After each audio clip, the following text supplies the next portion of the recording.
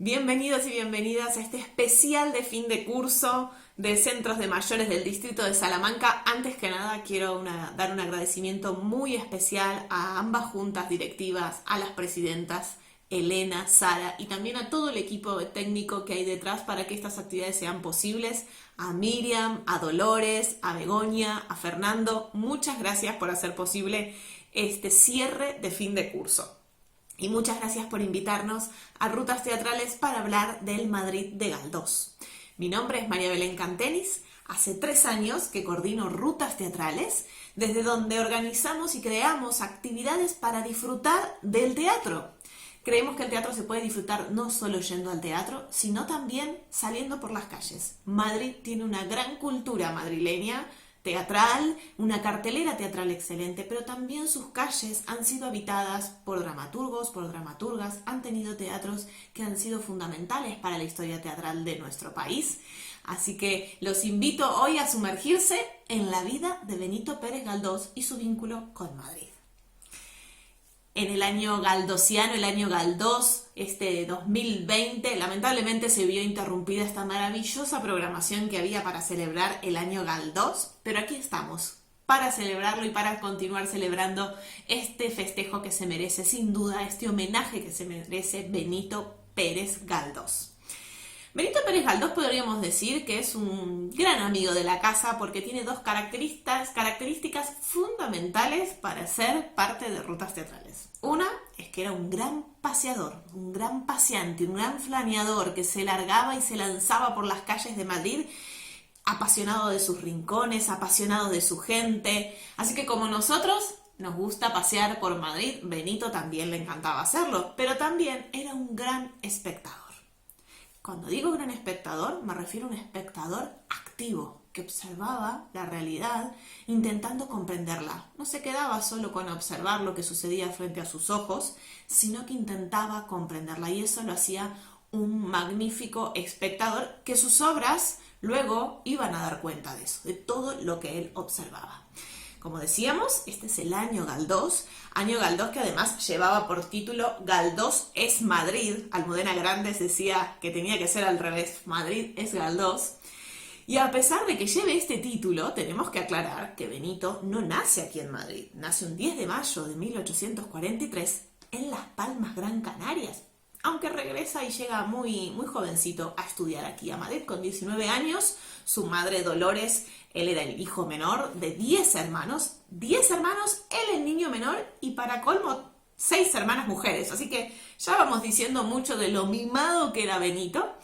Y lo envía a su madre a estudiar aquí, a Madrid, luego de un viaje eterno, porque hoy podemos llegar muy rápidamente desde Las Palmas, Gran Canarias, aquí a Madrid, pero él tuvo que pasar por todos los medios de transporte que se les pueda pasar en este momento por la cabeza. Hay varias versiones de por qué Benito viene con 19 años a estudiar abogacía, derecho a Madrid. Algunos dicen que la universidad donde él estudiaba, la Universidad de La Laguna, había cerrado, pero también se comenta mucho la teoría de que Benito se había enamorado de una de sus primas, Sisita. Inés era su nombre, que había regresado de Cuba a vivir a Las Palmas, Gran Canaria, y bueno, parece que ahí el amor entre los primos se volvió demasiado fogoso, demasiado escandaloso para la familia, así que su madre Dolores, una mujer además que estaba muy atenta a Benito, lo estimulaba muchísimo en la pintura, en la música, que escribiera, decide separar a los primos y enviar a Benito a que siente cabeza a Madrid. Así que Benito llega aquí en 1862, llega a Madrid con 19 años, a la estación de Atocha. Imagínense ustedes, si Benito llega a Madrid, ¿a dónde se aloja? ¿Qué barrio puede haber en Madrid? Si bien es verdad que pasó unos pocos días en una pensión de lavapiés, un lavapiés que no es como el que hoy imaginamos, ¿no? Era un lugar sumamente distinto y mucho más, un poco urbano. Pero tenemos la primer placa que encontramos en Madrid a Benito y es en su segundo hogar, que fue, miren, aquí podemos ver la fachada de este hogar en calle Huéspedes, en una casa de huéspedes, está entre la calle Arenal y calle Mayor.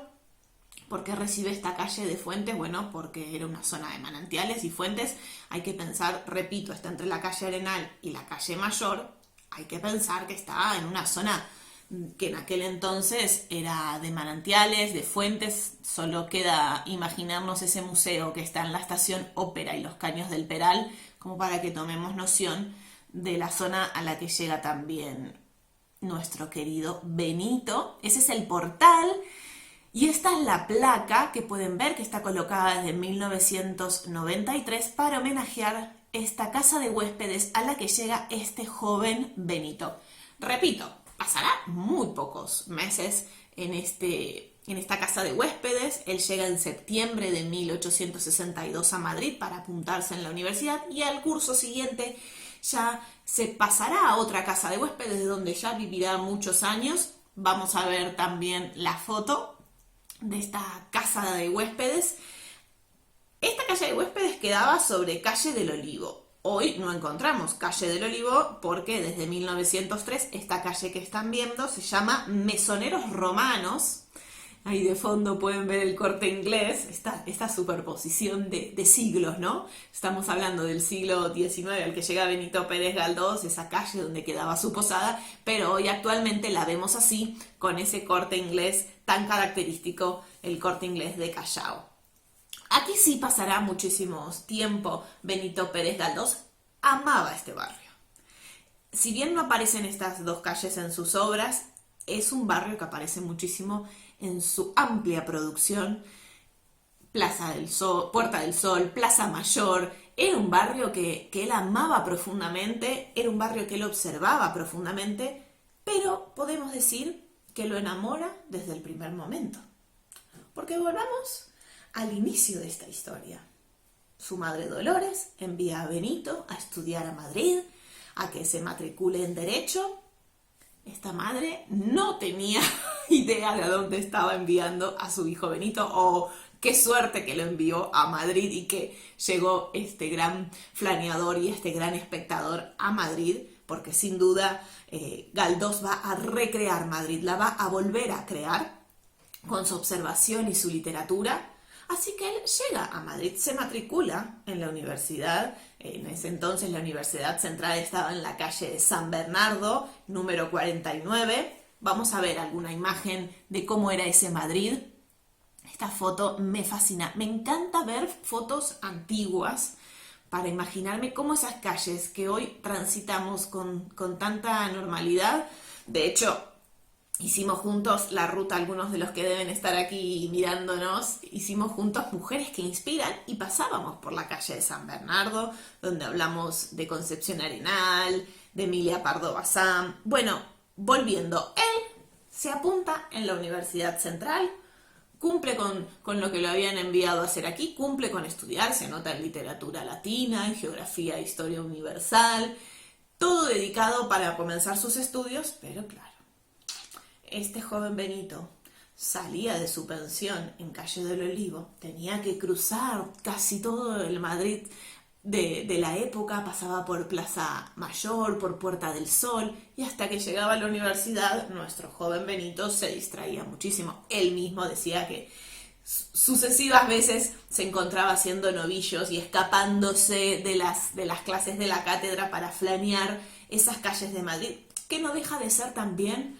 la escuela, la universidad de la calle. Él empieza a encontrar que había un mundo vibrando fuera de las aulas y de la Universidad Central que debía ser observado y que debía ser comprendido. Así que nuestro gran Benito empieza a perderse por las calles de Madrid, empieza a escuchar a grandes intelectuales, a Ginés de los Ríos. Bueno, y que hay que decir que entre este recorrido desde la pensión a la universidad, de la universidad a la pensión, se cruzaban numerosos cafés, se cruzaba además con una institución que es muy galdosiana, que también pasamos por ella cuando hicimos el Madrid de Lorca. Es una institución, hoy la encontramos en Calle del Prado, pero en aquel entonces todavía estaba en la calle Montera. A ver si se van haciendo una idea de qué institución estoy hablando. Desde 1884 la encontramos en el sitio donde hoy la podemos disfrutar, que de hecho ya está abriendo sus puertas para que veamos cómo quedó después de esa última reforma. Estoy hablando, sí, del Ateneo de Madrid. El Ateneo de Madrid, cuando Benito viene a vivir aquí, quedaba en la calle Montera y Benito llega allí con 20 años. Imagínense, vuelvo a repetir, un apasionado por observar la realidad, un apasionado por descubrir los vínculos entre las personas, escuchar conversaciones para luego plasmarlas en sus textos. Lo que le sucedió cuando comenzó a pasearse por las distintas salas del Ateneo, por la biblioteca, escuchar las conversaciones, observar, sobre todo encontrar la tranquilidad que encontraban muchísimos en el Ateneo para conversar sobre ciertos temas que a veces en los cafés era un poco más difícil conversar. Así que Benito se hace socio muy joven del Ateneo de Madrid, con 22 años. Él ya es socio del Ateneo de Madrid, que como decíamos antes, ese barrio donde él se hospeda aparecerá muchísimo en sus obras. El Ateneo también será uno de esos sitios mencionados en sus obras. Él a veces se refería al Ateneo de Madrid como la Holanda española. La Holanda española, porque allí primaba el respeto, la tolerancia, vuelvo a repetir, era un lugar donde sus socios se sentían muy cómodos para hablar de aquello que quizás en los cafés había que tener un poquito más de cuidado. Voy a mostrarles una pintura que hizo Manuel García. Aquí lo podemos ver a Benito. Manuel García, el Hispaleto, este pintor sevillano. Si han estado ya en el Ateneo, pueden recordar esa galería de personajes ilustres que nos mira cuando la vamos caminando y esos rostros de personalidades muy destacadas de nuestra política, de nuestra historia, de nuestra cultura. Entre ellos está Benito Pérez Galdós.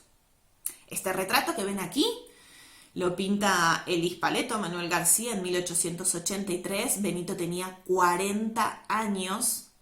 Y este es el retrato que encontramos en la galería. Hace poco, si han estado también en la exposición que se hizo en la Biblioteca Nacional con motivo de la celebración del año Galdós, se había llevado este retrato allí.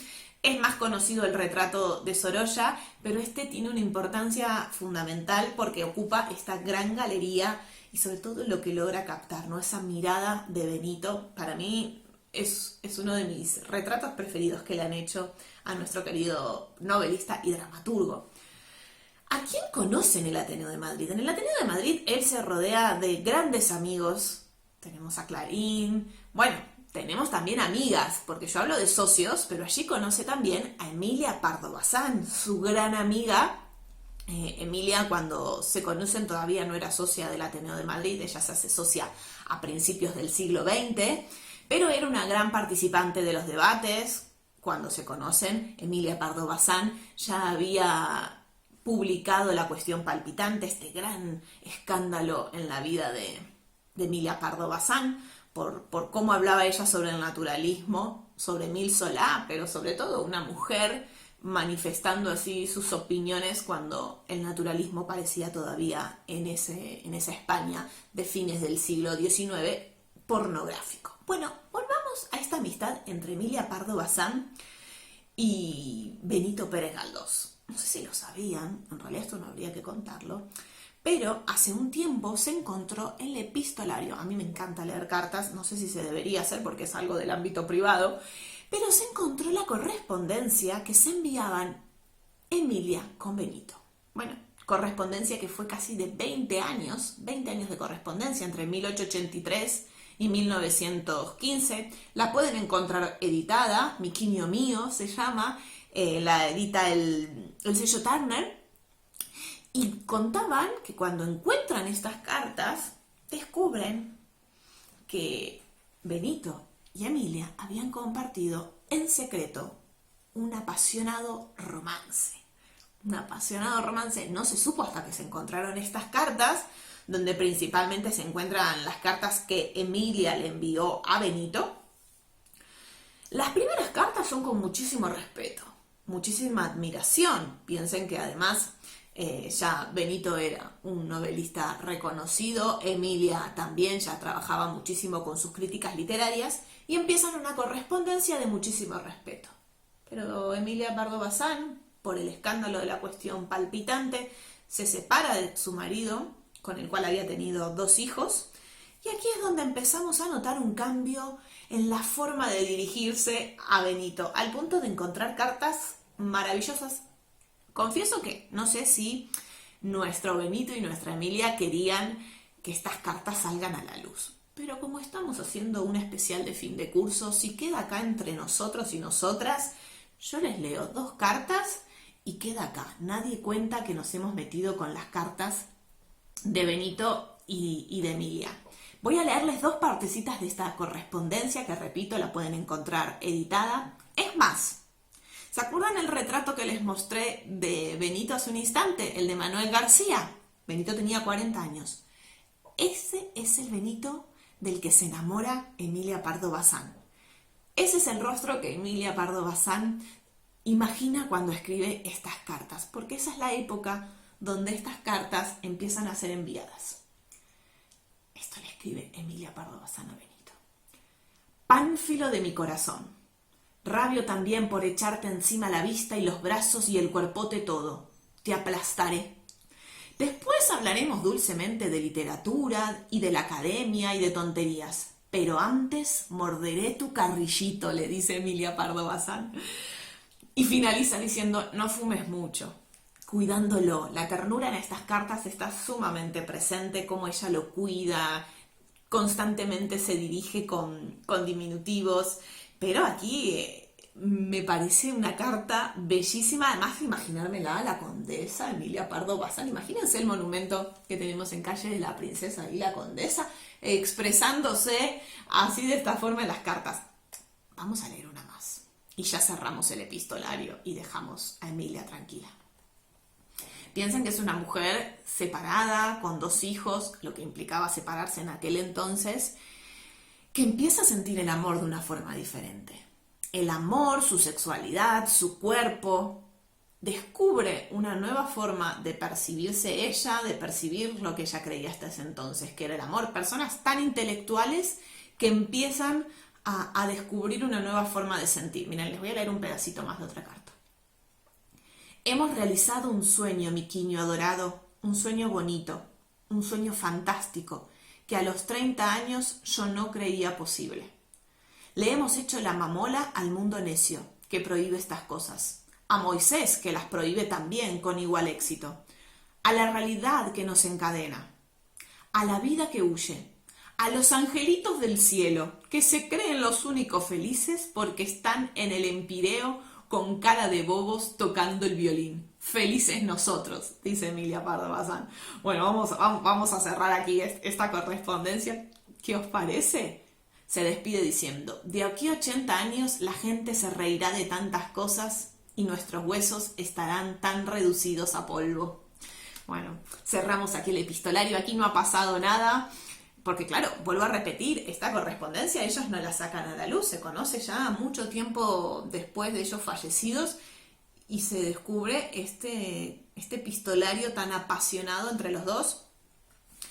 Epistolario que llegará hasta 1915, las cartas que se encuentran, ellos verán interrumpida esta relación amorosa, pero continuarán manteniendo su amistad y su profunda, repito, admiración, profunda admiración. Emilia estaba escribiendo en ese entonces Los Pasos de Ulloa, él ya estaba redactando los episodios nacionales, era un dramaturgo y un novelista muy reconocido, así que la admiración era mutua. Volvamos a este Benito Pérez Galdós que se distraía por las calles de Madrid. Hablamos de cómo el Ateneo de Madrid fue para él una ventana a un mundo maravilloso, pero también los cafés de la época. Vamos a ver algunas imágenes de los cafés de la época que no están, la verdad que lamentablemente no encontramos estos cafés en Madrid.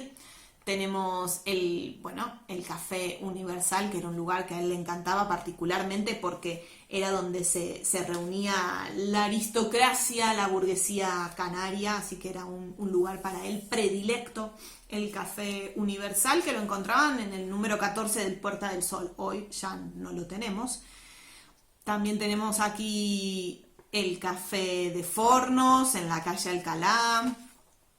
Tenemos uno muy muy importante, como vamos a ver ahora. Esta es la foto que quería mostrarles. Aquí tenemos el Café de la Fontana de Oro. bueno, le sonará, ¿no? De dónde viene este nombre de la Fontana de Oro? En algún lugar debe resonar, claro, fue este café donde él se inspira, café que cierra en 1843, pero que él cuando llega a Madrid visitará y se inspirará para escribir lo que fue La Fontana de Oro, su primera obra, que la escribe en 1867, 1868, pub irlandés como lo conocemos ahora, pero que había sido entonces una fonda y un café muy reconocido. De hecho, se dice que luego fue un hotel donde, luego de ser el café La Fontana de Oro, fue un hotel donde algunos dicen que se alojó Alejandro Dumas, pero principalmente fue inspiración para la Fontana de Oro. Estamos hablando del Madrid decimonónico, donde los cafés ocupaban un punto fundamental, principal, de intercambio y de reuniones. Voy a dejarle aquí también otras fotos para que vayan viendo. Miren, el Lardy, que hoy lo tenemos, era un café importantísimo de Madrid.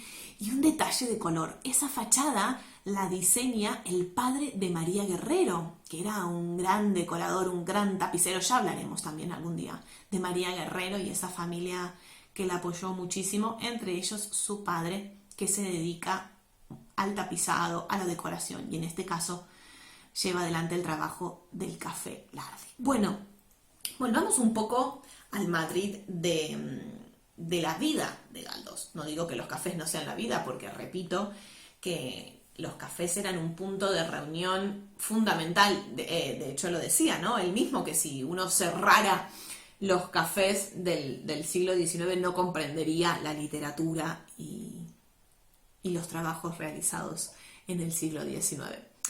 Claro, La Fontana de Oro, sus primeras obras, empieza a transformarse ya en un novelista reconocido. Esto genera un gran entusiasmo familiar, económico, y estamos hablando de un Benito de 27 años que decide apostar e irse a vivir a uno de los barrios más burgueses por excelencia. Era un barrio muy joven, porque fin de siglo XIX, estamos hablando de 1870, Benito observó y descubrió un Madrid que estaba reorganizándose, reestructurándose urbanísticamente. Nuevos barrios, nuevos medios de transporte, mientras se vivía también un caos político, social, económico. Él se muda al barrio de Salamanca, un barrio con, lamentablemente la casa donde él vivía ya no la tenemos presente, pero podemos dar cuenta de que era un barrio con casas de lujo. Cuando digo lujo, quiero que pensemos que el barrio de Salamanca otorgaba a la gente que podía vivir ahí luz eléctrica, calefacción a carbón, ascensor llegó a tener las viviendas del barrio de Salamanca. Así que era un sitio muy privilegiado para vivir, que le encanta a Benito Pérez Galdós vivir en el barrio de Salamanca. Lo hará muchísimos años, primero en esta calle, en la calle Serrano número 8, hoy sería la altura número 22. Aquí no se muda solo. ¿Recuerdan estas hermanas que les conté al principio de la charla, que lo mimaban muchísimo? Bueno, continuarán mimándolo a Benito Pérez Galdós, que vivirá con sus hermanas Carmen y Concha. Carmen además viene a vivir con 4 de sus hijos, es decir que eran un batallón familiar viviendo todos juntos. Pero esto para Benito era una gran alegría, no solo estar acompañado de su familia, sino hay que pensar la atención que recibía. Esas hermanas como estaban constantemente mimando y atendiendo a su hermano Benito para que él pueda escribir tranquilo. Cuentan que además escribía por las mañanas, dicen que hasta de un tirón, que hay novelas que las ha escrito así de un tirón. Después se dedicaba cogía el manuscrito y iba corrigiendo, pero escribía con una velocidad impresionante. Para llegar a escribir así, escribía a lápiz, cuentan algunos. Parece que el lápiz, como se desliza más rápido, le permitía escribir mucho más ágil con las ideas que se le iban ocurriendo en la cabeza. Las últimas obras, cierto es decirlo, que las dictaba, porque pobre Benito ya iba siendo cada vez más profunda su catarata, hasta que al final de sus días termina con ceguera. Entonces sus ideas seguían estando en su cabeza y quería volcarlas y las dictaba. Tampoco leía sus últimos discursos. Sus últimos discursos los escribían y los leían sus amigos o alguna persona del Congreso o a la charla a la que haya sido invitada. Como decía, vivirá aquí en calle Serrano. Además, me encanta pensar, dicen que él desde sus balcones de la calle Serrano podía ver cómo en Recoletos estaban construyendo la Biblioteca Nacional. Hay edificios de Madrid tan emblemáticos que uno pasa y cree que estuvieron siempre ahí, ¿no? No. Miren, Benito Pérez Galdós vio cómo se construía la Biblioteca Nacional. Claro, la Biblioteca Nacional está habilitada para el público en los últimos años del siglo XIX, en 1892, ya se puede inaugurar la Biblioteca Nacional. Y él desde sus balcones veía cómo se construía esa Biblioteca Nacional, que hoy es un emblema de nuestra ciudad. Tanto le gusta el barrio a Benito Pérez Galdós que al poco tiempo, a los 7 años, se va a mudar un poquito más arriba. Vamos a ver una foto, a ver si se ubican dónde estamos. A ver, ¿descubrieron dónde es este lugar? Hay una pista ahí muy importante. Sí, en Plaza Colón. Ahí tenemos este edificio que está justo en la esquina de la calle Génova. Si en ese entonces era el esquinazo entre calle de Recoletos y el inicio del Paseo de la Castellana. Un piso también fantástico. Aquí vivirá 20 años y lo encontrará finalizando sus episodios nacionales y redactando grandes obras. Hoy no podremos hablar de todas ellas porque la verdad que tuvo una producción impresionante. Escribió casi 76, 78 novelas, obras de teatro más de 20, es decir, que es una producción impresionante como para poder ahondar. Lo podremos hacer en otro momento, en el análisis y en el reflejo de Madrid en sus obras. Pero como decía, es una época muy productiva para él la que pasa cuando vive aquí en Plaza Colón. Escribe Doña Perfecta, Misericordia, y además a nivel personal no solo sigue viviendo con sus hermanas, sino que se incorpora a su vida su hija María Pérez Galdós. Sí, Benito Pérez Galdós tenía una hija que había sido fruto de su vínculo con Lorenza Cobian. Lorenza Cobian era una modelo de la época, una modelo para los pintores más destacados. Estoy hablando, por ejemplo, de Emilio Salas. Era una mujer, mamás, muy libre y cómo disfrutaba de su vida. Ella nunca quiso casarse con Benito. Benito tampoco era muy partidario de casarse, pero tuvieron juntos una hija, María, que al principio recibe el apellido de su madre, Cobian, aunque Benito siempre estuvo muy pendiente de la educación de su hija, estar atento, mantener un vínculo, aunque no vivieran en el mismo domicilio. Ella nace en 1901, pero en 1891, pero cuando en 1906 Lorenza Cobian, su madre, se suicida, Benito pasa inmediatamente a cambiar el apellido de María y que María sea María Pérez Galdós y hacerse cargo de su educación. Bueno, María se casará además muy joven, pero con su marido pasará inmediatamente a formar parte de la familia de Benito. Ellos dos son además los pocos que están presentes ese 4 de enero de 1920 cuando fallece Benito Pérez Galdós. Así que Salamanca fue para él también un barrio de muchas alegrías a nivel personal, porque se produce una gran parte de su producción literaria y también el nacimiento de su hija María. Como decía, es muy difícil ponernos en tan poco tiempo a analizar la obra literaria de Benito Pérez Galdós, pero tomando las palabras que dijo Almudena Grandes, que Benito recrea Madrid, que al crear y al representar Madrid es crear dos veces, ¿no? Y que él vuelve a crear Madrid con sus obras. Así que los voy a sorprender con Fortunata y Jacinta y esta descripción que hacen de Plaza Mayor, esta novela que se escribe en 1887. Miren esta imagen, a ver si los sorprende. ¿Qué notan de distinto en Plaza Mayor? ¡Ajá! ¡Qué belleza así arbolada!, ¿no? Sí, a mí también me gustaría que esté así. Mirando esta imagen, aprovecho para leerles entonces esta descripción que hacen en Fortunata y Jacinta de nuestra querida Plaza Mayor. Vio que la reja daba a un balconcillo o terraza. La vista del cuadrilátero de la plaza era bonita, despejada y alegre. El jardín lucía muy bien desde arriba, con sus 2 fuentecillas y el caballo panzudo, del que Fortunata veía sus cuartos traseros. Bueno, me van a permitir que me vaya también a leerles un pedacito de La desheredada, esta de sus primeras novelas contemporáneas, que la publica en 1881. Y hace una descripción de Puerta del Sol que a mí un poco me amiga, porque debo confesar que Puerta del Sol me genera emociones encontradas. Hay días que no quiero ni pasar por ahí y hay días, bueno, sobre todo ahora con el confinamiento, que la extraño muchísimo.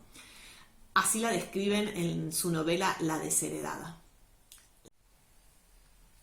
La Puerta del Sol, latiendo como un corazón siempre alborozado, le comunicó su vivir rápido y anheloso. Allí se cruzan las ansiedades, la sangre social entra y sale, llevando las sensaciones o sacando el impulso.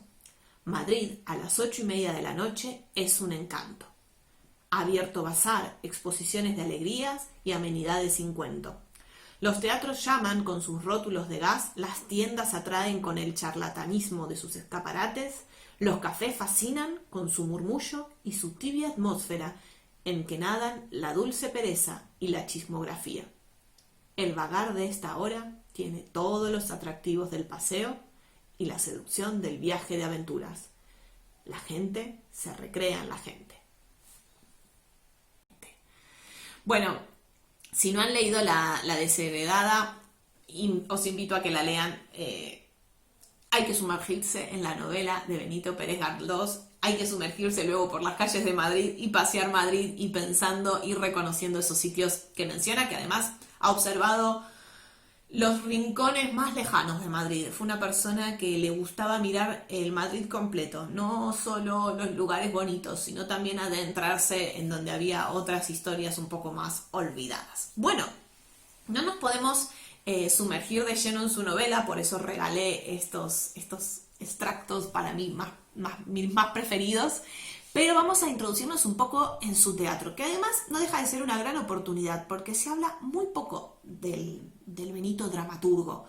De hecho, el año Galdós, en su difusión, sobre todo hablan del Benito novelesco, ¿no? Yo hoy quiero hablar del Benito dramaturgo. Un Benito que, si pensamos lo que costó para el siglo XX introducir las vanguardias y los cambios en la forma de hacer teatro, que después la iban quizás a desarrollar con mucha más fuerza a Valle Inclán, Lorca, Unamuno, Benito Pérez Galdós introdujo cambios y jugó e innovó con el teatro.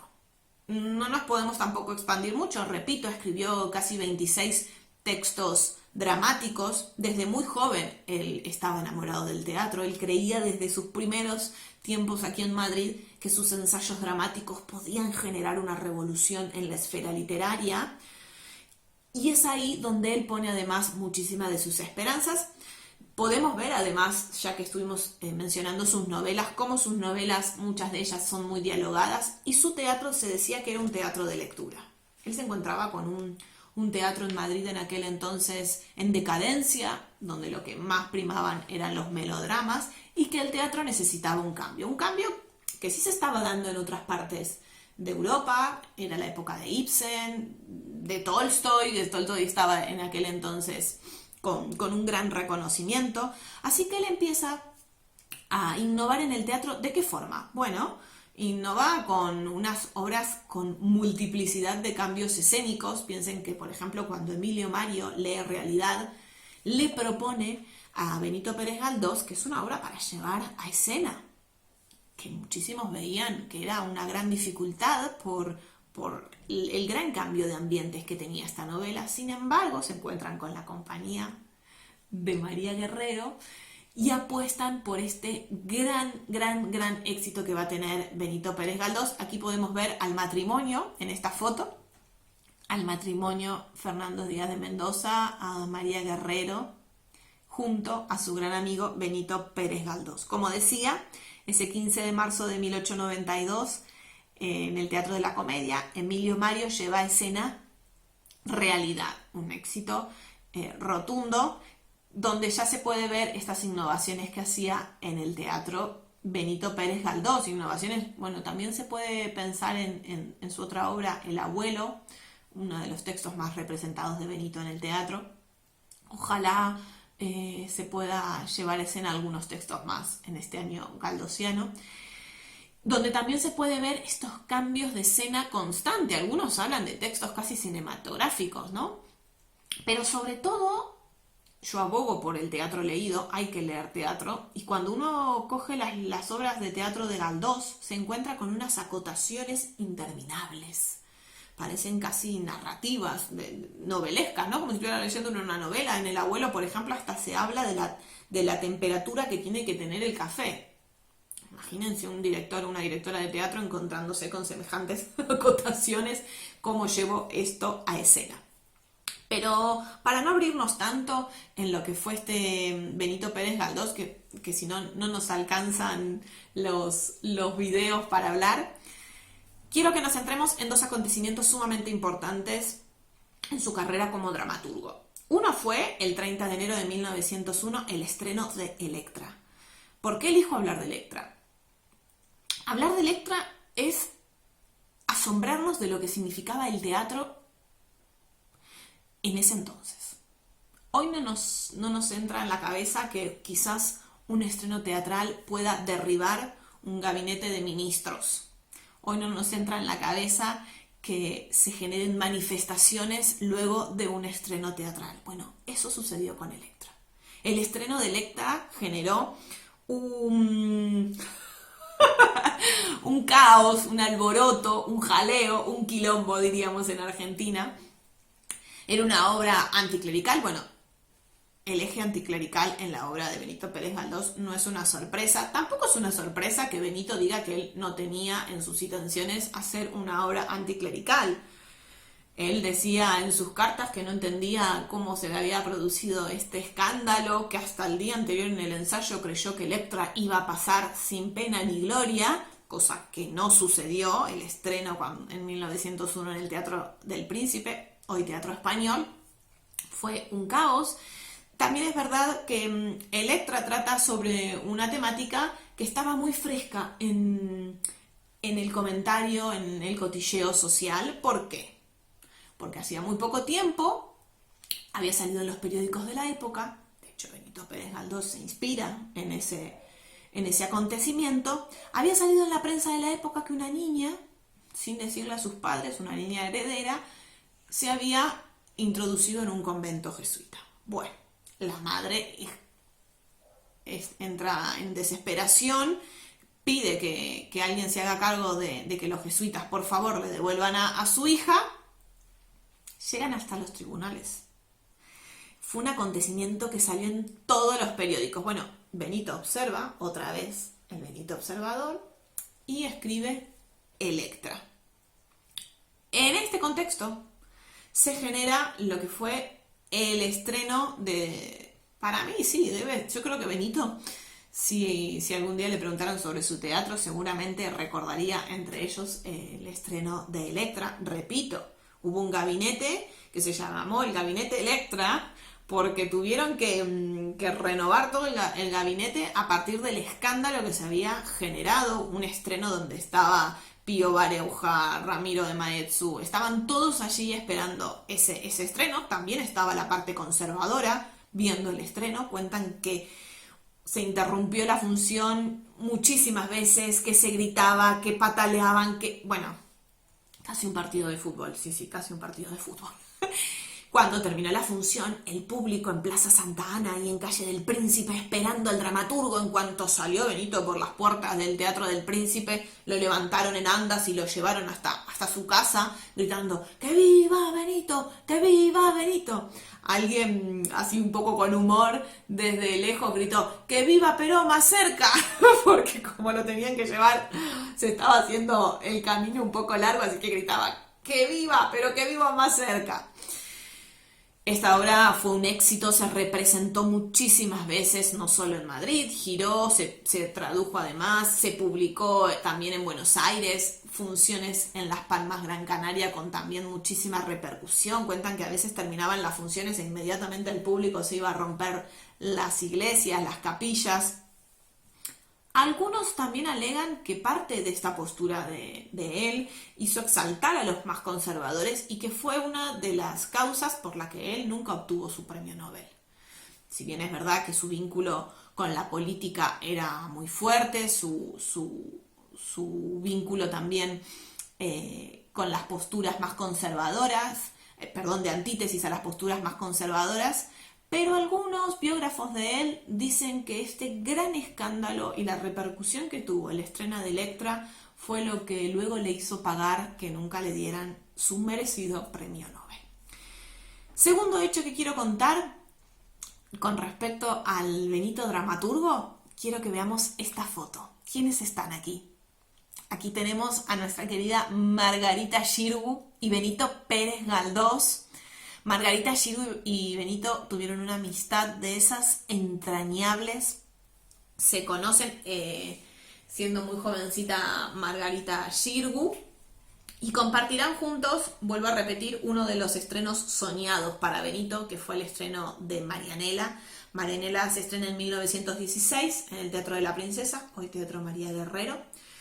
¿Por qué digo que elijo esta obra para hablar aparte de Elektra? Porque Marianela era esa novela que Benito quería estrenar hace muchísimo tiempo. De hecho, ya había perdido la ilusión de que esta obra se pueda estrenar. Era muy difícil de llevar a escena, por lo que hemos comentado antes, y su forma de escribir y de adaptar.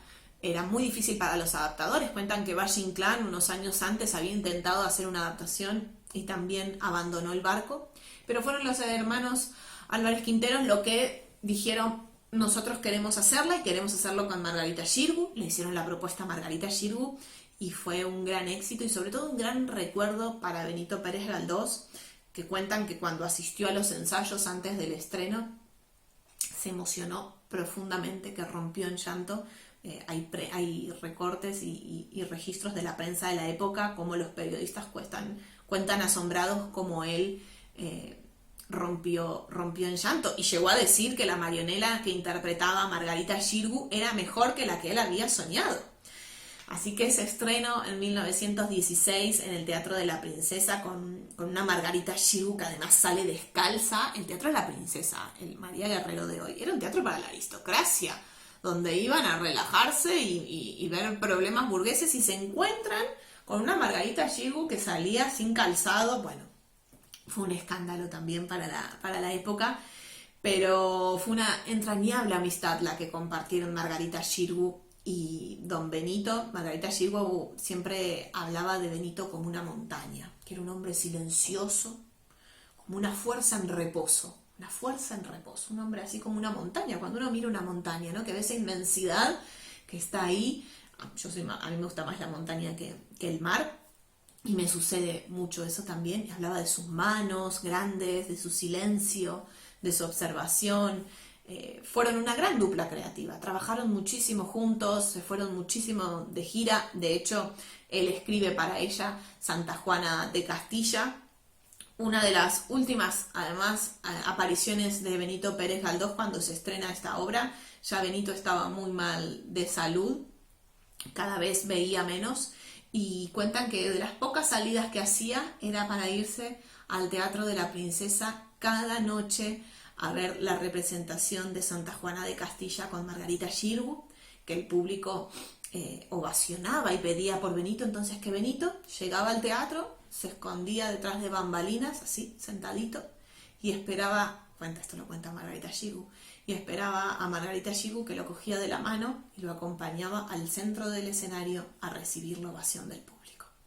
Lamentablemente aquí ya Benito se encontraba con unas cataratas muy profundas que iban a llevar a que finalmente perdiera la visión y ya casi no salía. Miren esta foto es muy tierna. Aquí lo vemos a Benito en sus paseos con Paquito, lazarillo que tenía y lo llevaba a pasear. Claro, era lo que más le gustaba a Benito, pasear por Madrid. Y ya no lo podía hacer, no podía observar ese Madrid como a él le gustaba. Y eran muy pocas las salidas. De hecho, la última salida pública que conocemos de Benito Pérez Galdós es cuando aquí va a la inauguración en 1919. Aquí lo vemos a Benito Pérez Galdós. Víctor Macho había hecho este gran homenaje que hoy lo tenemos en el Parque del Retiro y es de las últimas salidas que hace Benito Pérez Galdós antes de fallecer ese 4 de enero de 1920, 4 de enero de 1920. Me quedé pensando en ese Benito Pérez Galdós y no poder observar su Madrid tan amado. Esta placa que estoy mostrando ahora a continuación es de La Última Vivienda, es también otra de las placas que encontramos en Madrid, un hotelito al que él se muda, su última vivienda en Hilarión Eslava, este barrio de Argüelles. Miren cómo se van uniendo las líneas del tiempo. María Teresa León contaba que cuando ella era muy pequeña, que vivía en el barrio de Argüelles, se lo encontraba a ese Benito Pérez Galdós por el Parque del Oeste leyendo y bueno, la generación del 27, a pesar de que a veces lo decimonónico parecía un insulto o algo antiguo, fueron grandes apasionados de Benito Pérez Galdós.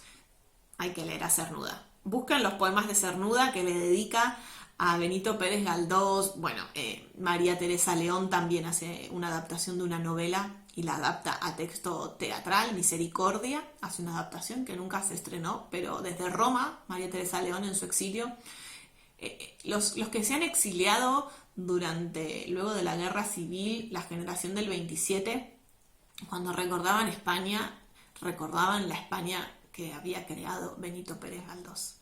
Zambrano, Rosa Chacel, Federico García Lorca fueron parte de esa generación que rindió homenaje también a Benito Pérez Galdós, como estamos haciendo hoy nosotros. Decía que esa fue la última casa. De esa casa sale el cortejo fúnebre para despedir a Benito Pérez Galdós cuando fallece en 1920. Miren cómo Madrid celebraba, despedía a su gran novelista y dramaturgo. Estas son las fotos del día del cortejo fúnebre. ¿Se acuerdan de su amistad con Margarita Xirgu? Margarita Xirgu tenía una salud muy frágil, muy frágil desde muy pequeña. Y cuando fallece su amigo no pudo ir a despedirlo. Entonces ven cómo el cortejo fúnebre está pasando por Puerta del Sol. Ella se estaba alojando en el Hotel París, que estaba justo donde hoy está la tienda Apple. Ahí estaba el Hotel París. Y cuentan que cuando el cortejo fúnebre pasó por Puerta del Sol, se abrieron las ventanas del hotel, de una habitación, y desde un balcón apareció alguien con un albornoz y con sus cabellos al aire y arrojó desde el balcón unas flores, unos pétalos, despidiendo a su amigo Benito Pérez Galdós. Era la gran Margarita Xirgu. Bueno, no solo todo Madrid se arrojó a las calles a despedir y darle el último adiós a su gran dramaturgo y novelista, Emilia Pardo Bazán. Por ejemplo, las mujeres no podían participar de los cortejos fúnebres y Emilia Pardo Bazán estaba allí despidiendo a su gran amigo. Quiero decir algo más para cerrar con respecto a esta gran amistad de Margarita Xirgu y Benito Pérez Galdós, que como Margarita no pudo asistir a la despedida de su amigo, cuentan que todas las semanas llevaba una rosa al monumento de Benito Pérez Galdós en el Parque del Retiro a despedir a su amigo. Es un honor para mí que me hayan invitado a hablar de este gran dramaturgo, de este gran novelista, de este gran enamorado de Madrid como somos todos nosotros. Ojalá podamos volver pronto a disfrutar de todas las actividades que había preparadas para celebrar el año Galdós y poder homenajearlo como lo estamos haciendo, que se lo merecía, que hubo muchos años de silencio donde Benito Pérez Galdós nadie se hablaba de él, nadie lo homenajeaba. Es verdad que Las Palmas Gran Canarias enseguida homenajeó a su gran hijo, creó una de las casas más bonitas que tenemos, Casa Museo, en la década del 70, también se hizo el primer Congreso Internacional a Benito Pérez Galdós, pero yo creo que Benito se merecía que lo celebremos como nos hemos propuesto en este año. Espero que hayan disfrutado muchísimo este recorrido por la vida y la obra de Benito Pérez Galdós. Ojalá les haya despertado las ganas de irse a buscar un libro y leer, sean sus novelas, sean sus obras de teatro de Benito Pérez Galdós. Ojalá les haya despertado también la curiosidad por en sus próximos paseos por las calles de Madrid encontrar esas referencias que él va haciendo en sus novelas y en sus obras. Agradecer muchísimo la invitación para celebrar este fin de curso y nos vemos muy pronto compartiendo y disfrutando de la cultura madrileña.